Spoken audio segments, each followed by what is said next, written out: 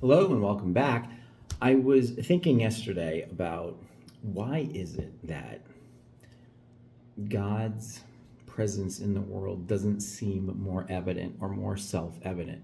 And I was contrasting that to the idea that I've been thinking about a lot lately, which is that if we really stop and take time, not just a moment, but real intentional and extended time to be still, to listen, to hear, and to be amazed by the world around us, I think we have God's presence evident in all kinds of ways. But there's also there are also plenty of situations where we scratch our heads and we say, where is God in all of this? And much of that, unfortunately, are things that we probably can't work out in our hearts or in our spirits, certainly in our minds, without God's gifts of insight and understanding or patience or the healing nature of God working in our lives and in our spirits and on our traumas over time, and us being willing to be led on paths of healing and wholeness. But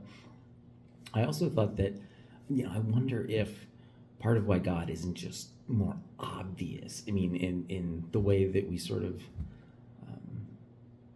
I don't know, we look in the Bible and we see stories of God seeming to be much more obviously doing things and interacting in more obvious ways. And one of the things that I think about when I think about why doesn't God interact with us that way, I almost wonder if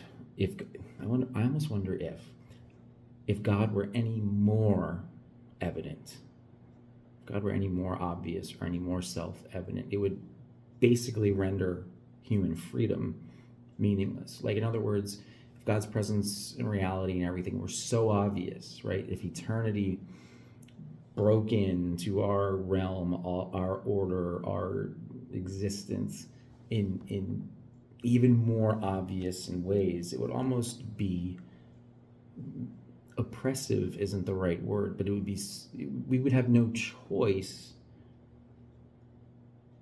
but to react in the ways that kind of presence demanded. Like, there would be no faith, first of all, and maybe that's okay, but his presence would be so all-consuming that we would have no active choices, period. But then I start to think, well, if God's omnipotent, right, couldn't God make a universe in which he could walk side by side with us in super evident, obvious ways, and we still have freedom?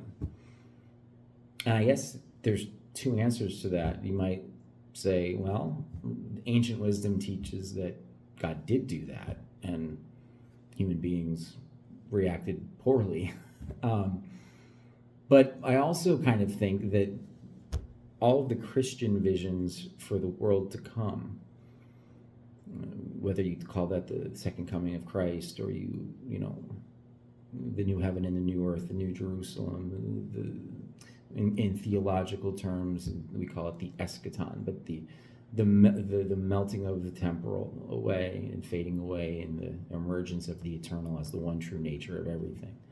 I mean, that's a world in which, or a universe in which, God can be manifestly evident in presence and we still have freedom. That is actually the world God calls us to build.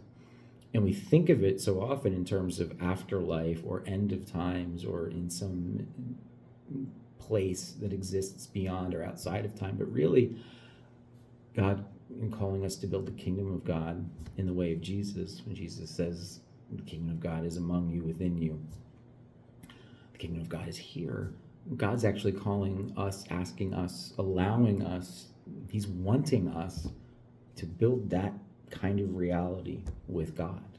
I mean, I'm sure he could just make it happen, but yet he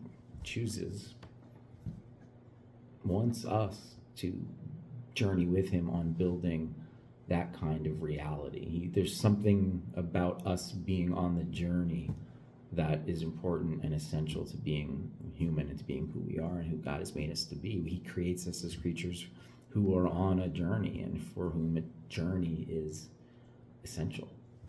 We're not born fully formed, physically, let alone spiritually. And so there seems to be something to do with the passing of time and the journey and the transformation that happens, that God is reaffirming and saying, and yes, I'm actually asking you to work with me in building the kind of world where we can all coexist all the time.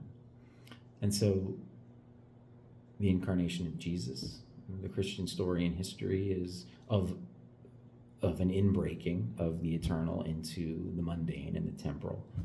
And that's about all humans can stand, apparently, because even that we reject. We kill God even when he comes to us in that unassuming way. Imagine our reaction if it were bigger. So instead, he calls us to build that bigger with him.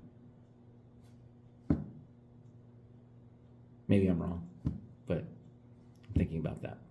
Be well, be blessed.